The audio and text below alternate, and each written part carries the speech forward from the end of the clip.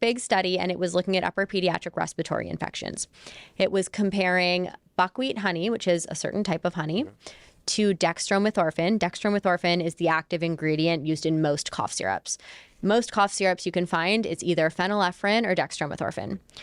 This study found that buckwheat honey was just as effective, not slightly less, but with less side effects, straight up just as effective as dextromethorphan for treating upper pediatric respiratory infections.